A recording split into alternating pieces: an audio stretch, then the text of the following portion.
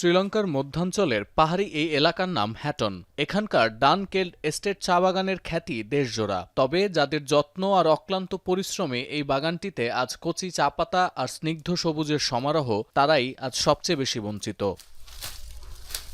হাজার হাজার মাইল দূরে বসেও ইরান যুদ্ধের মাশুল গুনতে হচ্ছে এখানকার চা শ্রমিকদের। ২১ মে আন্তর্জাতিক চা দিবসে তাই তাদের বঞ্চনার গল্প ধরা পড়েছে রয়টার্সের প্রতিবেদনে।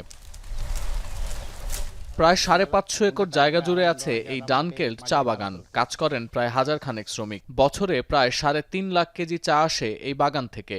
বহুদিন ধরে ডানকেল্ড এস্টেটে কাজ করছেন জ্যাসিন্থা মালার এবং সত্যশীলন দম্পতি। চা বাগানে কাজ করে তাদের দৈনিক আয় মাত্র ১৩০০ রুপি থেকে ১৭০০ রুপি। শ্রীলঙ্কায় একজন শ্রমিকের সর্বনিম্ন মজুরি ১২০০ রুপির সামান্য বেশি। চায়ের গুণগত মান পরীক্ষার কাজ করেন মালার। জানালেন, ইরান যুদ্ধের কারণে সবকিছুর দাম অনেক বেড়ে গেছে। গ্যাসের বদলে লাকড়ি দিয়ে রান্না করতে হচ্ছে, কিন্তু তবুও খরচের সাথে কিছুতেই তাল মেলাতে পারছেন না।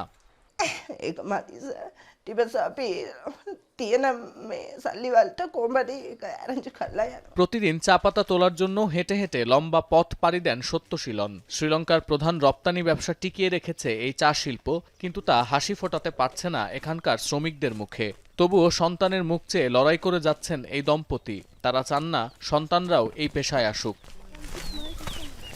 তারা বলছেন, এই বাগানের পরিবারগুলোর কাছে ইরানের এই সংকট আর দূরের কোনো বিষয় নয়। যুদ্ধ তাদের প্রতিদিনের জীবনকে বদলে দিচ্ছে। যারা আগে থেকেই অর্থকষ্টে ছিলেন, তারা আরও বেশি দারিদ্র্যের দিকে সরে যাচ্ছেন।